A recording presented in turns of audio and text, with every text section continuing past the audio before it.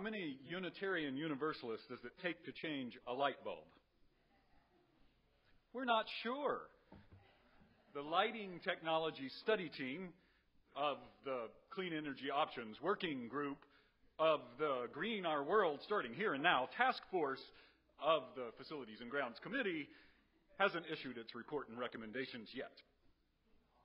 You may have heard other variations on this or similar jokes, all on the theme that we UUs can sometimes seem to talk, study, argue, debate, disagree, discuss, and 400 plus pages written report things to death.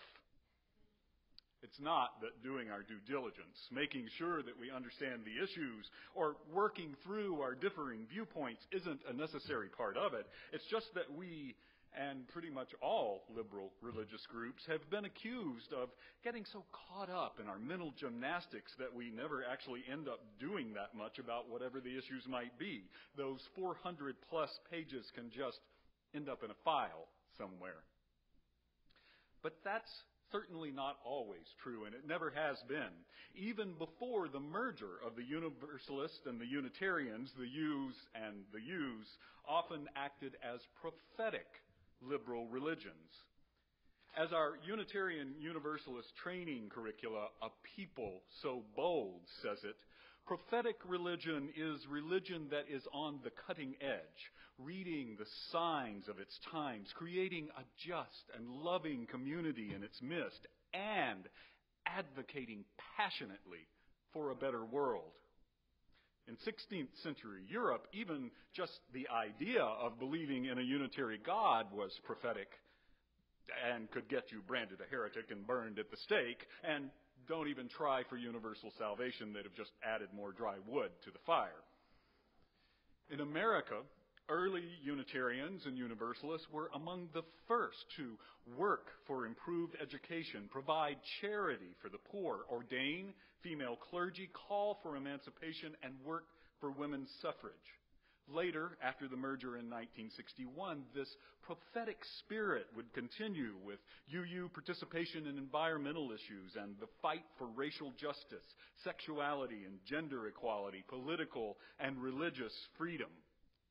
To be sure, our efforts historically have never been perfect or unified. At no point have either of our U's ever managed to be in complete agreement about anything. However, there's little doubt that overall we have a history of being at the forefront of social issues. And yet, as I mentioned earlier, liberal religion can run the risk sometimes of intellectualizing more than engaging the core issues. Due at least in part to our roots in the Enlightenment, we tend to focus on the individual as rational and self-determining, rather than place our being within our connections to others and the web of existence. We see the individual bigots, the individual abusers, the individual classists, and so on, but we don't as often see the underlying societal structures that perpetuate the oppressive behavior. We focus on the individual victims and not entire cultures, classes, races, and other groups that are being systematically subjected to injustice. For example, let me share with you some questions I've been asking myself lately. In the past few years, how often have I given canned goods or the like to the food pantry or the homeless shelter, but done little to speak out against the societal conditions that force people to live on the streets and go hungry in the first place? I wonder, how many of us recycle, conserve, and work to reduce our own environmental impact, yet remain largely silent as our government subsidizes businesses that do far more damage? How often have we written checks or volunteered for the nonprofit clinic, the shelter for battered women, the halfway house for recovering addicts, or any other of a number of worthy nonprofit groups, and then returned to the security of our own homes and lives without having to really consider what is creating the need for these service agencies to begin with? Now, I'm going to pause for a moment of liberal religious guilt. Okay, that's long enough. Because These acts of care and service really are vital and needed and wonderful and necessary and a part of creating the world we seek as UUs.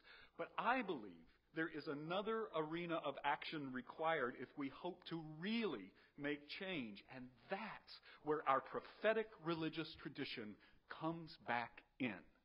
Will we really be a people so bold? Will we volunteer at the immigration assistance nonprofit and rally against the economic imperialism that is so often at the root of migration in the first place? Will we join forces with oppressed groups and their organizations to demand and work for change? Will we proclaim our liberal religious principles in the public square? Will we do so even if it raises questions about our own middle-class privilege? The president of our religious movement got himself arrested protesting an unjust immigration law in Arizona. Personally, I say more of that. I believe there has never been a time that so cried out for us to assume the mantle of prophetic religion with renewed vigor and purpose. Because we are losing our democracy. Because we are killing our planet. Now, before you diagnose me with hyperbolic propensity syndrome, allow me just a minute to explain why I don't think these are overly dramatic statements. Since the economic crash of 2008, economics professor Edward N. Wolf's ongoing research reveals that wealth inequality in the United States has actually increased. The top 1% of wealth owners in the U.S. hold about 40% of all of our wealth. The top quintile hold almost 90%. Other research has found that wealth inequality is highly correlated with power inequality and political corruption. Further, such wealth inequality and corruption form an escalating cycle that threatens the viability of representative democratic government. Wealth inequality begets corruption, begets greater inequality, begets greater corruption, and on and on and on until only the illusion of democracy remains.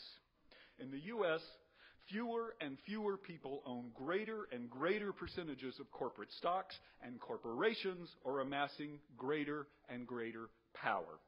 After the recent Supreme Court decision allowing unlimited spending by corporations and other groups outside the political parties, spending by these groups totaled $135.3 million in 2010. Outside conservative groups spent $119.6 million on the 2010 elections, while outside liberal groups and unions spent $15.7 million. Conservative politicians did somewhat better than liberals, you might recall. In reaction, Democratic groups plan to try to match outside spending by conservatives in 2012. To do so, they too will rely on corporate wealth.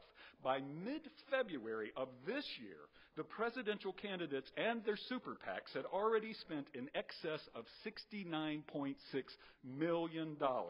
A recent study found that 30 of our largest companies now spend more on lobbying than they pay in federal taxes. Wealth inequality begets corruption, begets greater inequality.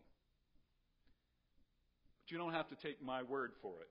Listen to what a Republican congressional staffer who recently retired in disgust after almost 30 years has to say. That operative, Mike Lofgren, states, quote, "Both parties are rotten. How could they not be given the complete infestation of the political system by corporate money?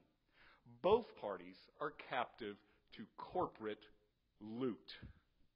End quote. We are losing our democracy. Democracy is a core element of our religious principles, all that we as UUs value. More and more, we face an Orwellian political system that promotes and affirms the inherent worth and dignity of the few over the many. We cannot hope for justice, equity, and compassion if we allow our democratic processes to be subverted in this way. There can be no peace, no liberty, no justice, not when such vast inequality is allowed to not only exist, but to increase.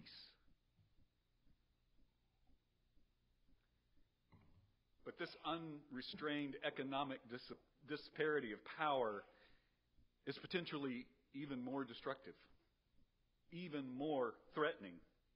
In their fascinating and sobering book, Moral Ground, Ethical Action for a Planet in Peril, editors Kathleen Dean Moore and Michael P. Nelson bring together essays written by people from throughout the world. With wisdom and expertise that varies from the scientific to the spiritual, they make a compelling case that any sense of ethics requires an immediate action on global climate change. They also paint a terrifying picture of the consequences of failing to act. For example, already 40,000 people per week die of hunger-related illness worldwide. As global temperatures continue to rise, this is likely to get worse. 33 million acres of Canadian forest have died because it no longer gets cold enough in the winter to kill the beetle that is killing the trees.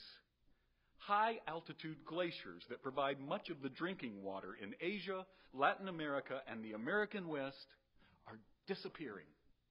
The U.S. Park Service estimates that by the year 2020, there will no longer be any glaciers in Glacier National Park. The Great Barrier Reef may well be dead within 2 decades. 50% of the world's animals are in decline. 1/4 of mammals face potential extinction, including elephants, humpback whales, gorillas, tigers, and polar bears. We have effectively ended the Holocene era of our planet, into which human civilization arose and during which countless life forms evolved and flourished. We have replaced it with an era of human-caused extinctions. There is already no chance that we will leave to future generations, our children and grandchildren, a world as rich with life and possibility as the one we inherited. We are quickly finding out that our seventh principle, that we affirm and promote respect for that interdependent web of all existence of which we are part, goes much deeper and is much more sacred than we may have known. That our free and responsible search for truth and meaning can only exist within and through that web, not separately, not purely as individuals, but instead in communion with one another and with all that exists on this beautiful blue planet and beyond. So, what more can we do?